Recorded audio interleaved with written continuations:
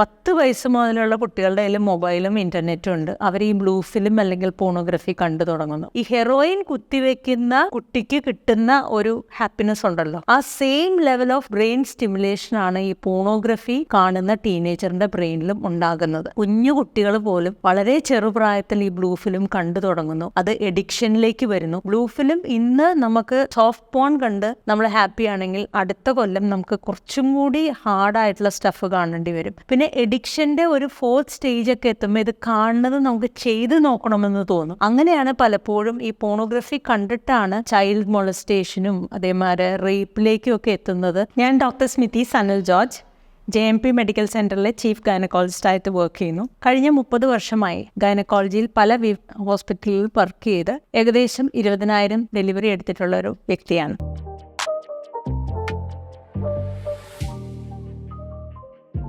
ഇന്ന് ടെക്നോളജി വളരെയധികം ഇമ്പ്രൂവ് ചെയ്തതോടുകൂടി കുഞ്ഞു കുട്ടികൾ 10 വയസ്സ് മുതലുള്ള കുട്ടികളുടെ കയ്യിൽ മൊബൈലും ഇൻ്റർനെറ്റും ഉണ്ട്. അവർ ഈ ബ്ലൂ ഫിലിം അല്ലെങ്കിൽ പോണോഗ്രഫി കണ്ടു തുടങ്ങുന്നു. ബ്ലൂ ഫിലിം അല്ലെങ്കിൽ പോണോഗ്രഫിയാണ് ഇൻ്റർനെറ്റിൻ്റെ ഒരു 50% ഈ ബ്ലൂ ഫിലിം ആണെന്നാണ് പറയപ്പെടുന്നത്. ഇതൊരു നല്ല ബിസിനസ്സാണ്, ഏറ്റവും എന്താ പറയുക ലൂക്രേറ്റീവ് ആയിട്ടുള്ള ബിസിനസ്സാണ് ബ്ലൂ ഫിലിം. പക്ഷെ അത് എങ്ങനെയാണ് നമ്മുടെ ലൈഫിനെ എഫക്റ്റ് ചെയ്യണമെന്ന് ചോദിച്ചു കഴിഞ്ഞാൽ, ഈ ബ്ലൂ ഫിലിം കാണുന്ന ടീനേജറിന് ഇതൊരു പഠനം നടത്തിയതാണ്. NIMHANS national institute of mental health ബാംഗ്ലൂരിൽ നടത്തിയൊരു പഠനമാണ്.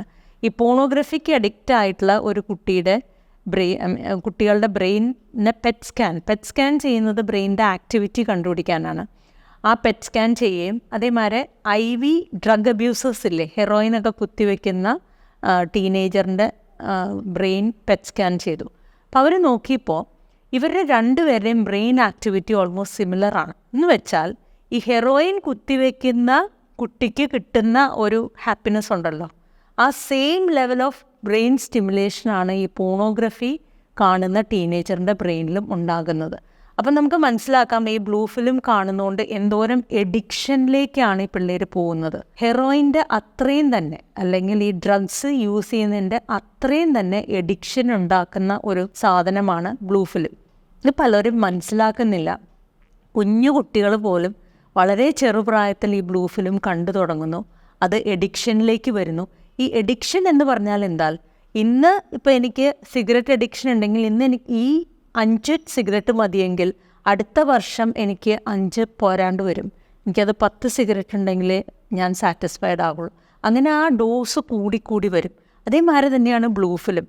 ബ്ലൂ ഫിലിം ഇന്ന് നമുക്ക് സോഫ്റ്റ് പോൺ കണ്ട് നമ്മൾ ഹാപ്പി ആണെങ്കിൽ അടുത്ത കൊല്ലം നമുക്ക് കുറച്ചും കൂടി ഹാർഡായിട്ടുള്ള സ്റ്റഫ് കാണേണ്ടി വരും. അങ്ങനെ അതിൻ്റെ ആ ഒരു ഗ്രാവിറ്റി ഓഫ് പ്രോബ്ലംസ് ഇങ്ങനെ കൂടി വരിക ചെയ്യുന്നത്. അതുകൊണ്ടാണത് എഡിക്ഷൻ എന്ന് പറയുന്നത്. പിന്നെ എഡിക്ഷൻ്റെ ഒരു 4th സ്റ്റേജ് ഒക്കെ എത്തുമ്പോൾ ഇത് കാണുന്നത് നമുക്ക് ചെയ്ത് നോക്കണമെന്ന് തോന്നും. അങ്ങനെയാണ് പലപ്പോഴും ഈ പോണോഗ്രഫി കണ്ടിട്ടാണ് ചൈൽഡ് മൊളസ്റ്റേഷനും അതേമാതിരി റേപ്പിലേക്കും ഒക്കെ എത്തുന്നത്. ഇത് കണ്ട കാര്യം എക്സ്പെരിമെൻ്റ് ചെയ്യണമെന്ന് തോന്നുന്നു. അതാണ് ഒരു സൈഡ്. അങ്ങനെ ഒരു ക്രിമിനൽ സൈഡിലേക്ക് നമ്മൾ പോകുന്നു. വേറൊരു കാര്യം എന്താണെന്ന് വെച്ച് കഴിഞ്ഞാൽ, ഈ പോണോഗ്രഫി ചെറുപ്രായത്തിൽ കണ്ടു വളർന്ന ടീനേജേഴ്സ് അവർ വലുതായി മാരീഡ് ലൈഫിലേക്ക് കടക്കുമ്പോൾ ഇവർ ഈ പോണോഗ്രഫി കാണുന്നു, ബ്ലൂ ഫിലിം കാണുന്നു, മാസ്റ്റുബേറ്റ് ചെയ്യുന്നു, അങ്ങനെ ഒരു സെക്ഷൽ പ്ലഷർ അവർക്ക് കിട്ടുന്നു. പക്ഷെ അത് മാരേജിലേക്ക് വരുമ്പോൾ ഇത് കുറച്ചും കൂടി എഫേർട്ടുണ്ട്. ഒരു നാച്ചുറൽ സെക്സിലേക്ക് പോകാനായിട്ട് കുറച്ചും കൂടി എഫേർട്ടുണ്ട്. അപ്പോൾ അവർക്ക് ആ എഫേർട്ട് എടുക്കാനായിട്ട് പറ്റുന്നില്ല. ബിക്കോസ് അവർ ഈ ഇൻസ്റ്റൻറ്റ് പ്ലഷർ കിട്ടി ശീലിച്ചത് കൊണ്ട് അവർക്ക് ആ എഫേർട്ട് എടുത്ത് ഒരു മാരിറ്റൽ റിലേഷൻഷിപ്പിലേക്ക് വരാൻ ബുദ്ധിമുട്ടുള്ള ഒത്തിരി പേരെ ഞാൻ കണ്ടിട്ടുണ്ട്. അത് കല്യാണം കഴിഞ്ഞ് ഇത് മിണ്ടുമൊന്നുമില്ല.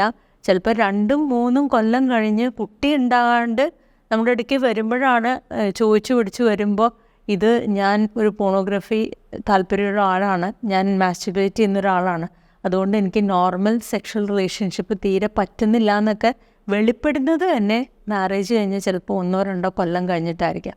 അപ്പോൾ ഇതൊക്കെ നമ്മൾ നേരത്തെ മനസ്സിലാക്കണം. ബ്ലൂ ഫിലിമൊക്കെ ചെറുപ്രായത്തിലൊക്കെ കാണും. പക്ഷെ നമ്മൾ മാരേജിലേക്ക് എൻട്രി ചെയ്യണതിന് മുമ്പ് ഇതൊക്കെ നമ്മുടെ സിസ്റ്റത്തിൽ നിന്ന് കംപ്ലീറ്റ് ആയിട്ട് ഡിലീറ്റ് ചെയ്ത് കളഞ്ഞില്ലെങ്കിൽ ഇത് നമ്മുടെ മാരിറ്റൽ ലൈഫിനെ വളരെ സീരിയസ് ആയിട്ട് എഫക്റ്റ് ചെയ്യുന്ന ഒരു പ്രോബ്ലമായിട്ട് മാറും.